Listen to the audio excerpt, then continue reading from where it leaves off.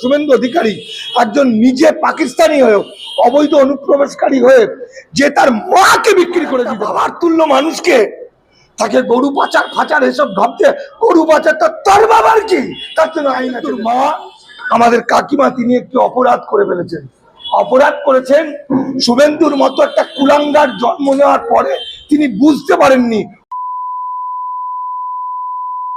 ছিল, সুতরাং সেই কাজটা এখন শুভেন্দুকে বাঁচিয়েছে।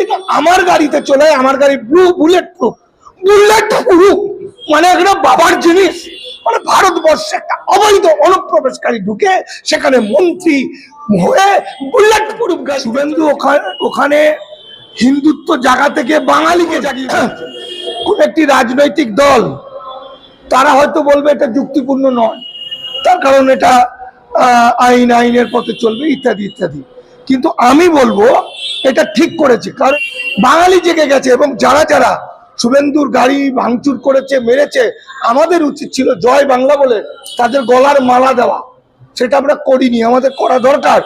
যে মানুষটা আজকে সবাই গোটা বাংলা জুড়ে প্রচার হয়ে গেছে শুভেন্দু অধিকারীর মা অবৈধ অনুপ্রবেশকারী, তাহলে অবৈধ অনুপ্রবেশকারী মানে তার ভবিষ্যৎ কি হতে পারে? যে কেউ যদি একটা রিট করে, একটা মামলা করে, তাহলে ওর মাকে পুলিশ বাহিনী হাজিরাতে নিয়ে যাবে, এটাই আইন। আমরা দেখেছি আসামে 96 বছরের বৃদ্ধাকে পুলিশ টানতে টানতে নিয়ে যাচ্ছে, আর সে জননী আর্তনাদ করছে বাঁচাও বাঁচাও বলে। শুভেন্দু অধিকারী নিজের স্বার্থের জন্য, নিজের পাপ মোচন করার জন্য নিজের মাকে পর্যন্ত আজকে পথে নামিয়ে অবৈধ অনুপ্রবেশকারী বলেছে। আর আজকে এসআইআর এর মধ্যে 4.5 কোটি বাঙালি যে ধ্বংসের পথে যাচ্ছে, এর জন্য দায়ী শুভেন্দু অধিকারীর মতো কুলাঙ্গার নরখাদক বাঙালি বিরোধীরা। তাই শুভেন্দুকে এই যে স্যাম্পেলটা দিয়েছে, ওকে তাড়া করেছে, গাড়ি ভেঙেছে, গাড়ি ভাঙলে হবে না। প্রথম কথা হচ্ছে শুভেন্দুর সঙ্গে যে লোকটা ছিল, টিভিতে দেখছি নিশীথ পরামানিক, এ 70-এর দশকের পরে মাত্র কিছুদিন আগে, কত 2019-এই আসুক, আমি বলছি আইনত কিছুদিন আগে, কয়েক বছর আগে সে অবৈধ পথে বাংলাদেশ থেকে এসে ভারতবর্ষের স্বরাষ্ট্রমন্ত্রী হয়েছে, তাই তো? তাহলে তারও স্থান হচ্ছে ডিটেনশন ক্যাম্প বা পুশব্যাক। সে আবার শুভেন্দু অধিকারীকে ডেকে দিয়েছে। সুতরাং শুভেন্দু অধিকারীকে ওই কুচবিহারের সচেতন বাঙালিরা তারা করে ওর গাড়ি ভেঙেছে।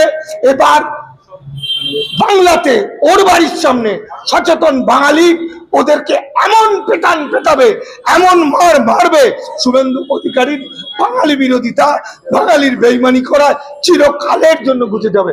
আমার মনে হয় মানে বাঙালি করবে 4.5-5 কোটি বাঙালিকে চিরকালের মধ্যে জন্য শেষ করার জন্য তারা দায়ী। তার অন্যতম হচ্ছে শয়তান নরখাদক শুভেন্দু। পৃথিবী থেকে ও যত তাড়াতাড়ি যাবে ততদিন বাঙালির মঙ্গল।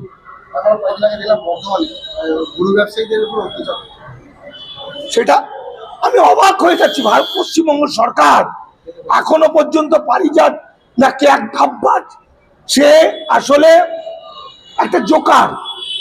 এই জোকারটা সোশ্যাল মিডিয়ার মাধ্যমে পপুলার হতে চেয়েছে, আর সে শুভেন্দু ঘনিষ্ঠ মানে যদি ভোটের টিকিট পায়। মানে এবার বিজেপির হয়ে দাঁড়ানোর সাহস খুব কমজোরের, বিজেপির হয়ে ভোটে দাঁড়াবে ভাবতেই পারে না, কারণ যদি কেউ দাঁড়ায় সে নিজের ভোটটাও বিজেপিকে দেবে না।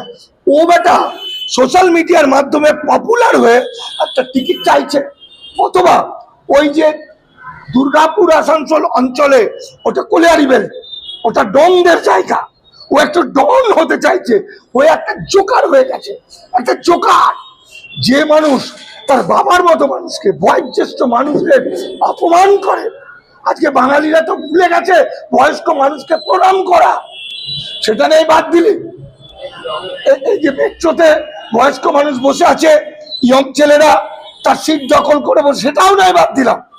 কিন্তু তার জন্য সংবিধান আছে, আইন আছে।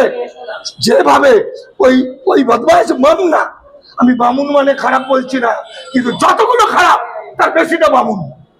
পারিজাত গাঙ্গুলি, শুভেন্দু অধিকারী বামনা।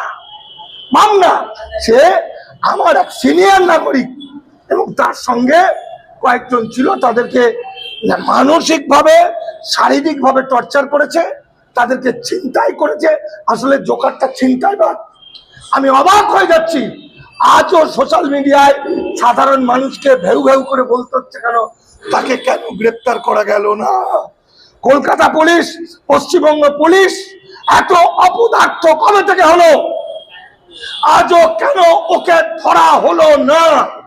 ওকে গ্রেপ্তার করতে হবে এবং শিখিয়ে দিতে হবে জোকারির জায়গা এটা নয়, তোর পিছনে এমন কিছু কেস দিতে হবে, ওই কেস গিয়ে নড়তে নড়তে 10টা বছর 15টা বছর কেটে যাবে। তাই আমি চাই যত তাড়াতাড়ি পারি করা যাক, সরকার ওকে গ্রেপ্তার করুক। গ্রেপ্তার করে এই ভয়াবহ দিনে শুভেন্দু বাহিনী ত্যাগলাই মারো।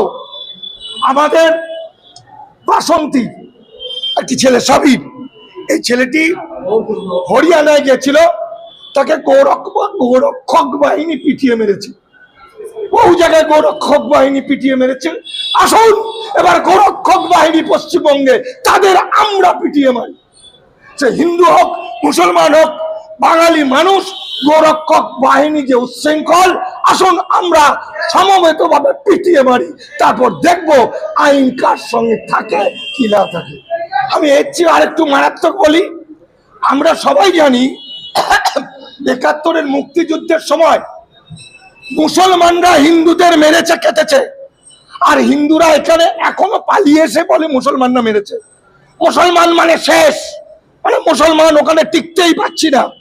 কিন্তু এই যে কথাগুলো কতটা মিথ্যা, কারণ মুক্তিযুদ্ধের সময় 30 লক্ষ প্রাণের বিনিময় যে বাংলাদেশ স্বাধীন হয়েছিল, গণপ্রজাতন্ত্রী মানবিক বাংলাদেশ, সেই 30 লাখের মধ্যে হিন্দু মুসলমান খুঁজলে হবে না, পাপ হবে। তার মধ্যে হিন্দু যত ছিল তার অনেক বেশি মুসলমান ছিল। এবং যারা রাজাকার, এই রাজাকার শুধু মুসলমান নয়, প্রচুর হিন্দু রাজাকার। বলুন তো, ৭১-এ মুক্তিযুদ্ধ হলো এত প্রাণের বিনিময়ে, তাহলে ওই দিনই কারা পালিয়ে আসতে পারে? তাহলে এত প্রাণের বিনিময়ে স্বাধীনতা হলো, তাহলে তার তো আনন্দ করার কথা। হ্যাঁ, তাহলে তারা পালিয়ে এলো কেন? পালিয়ে এসে বিভিন্ন পার্টিতে ঢুকে গেল কেন?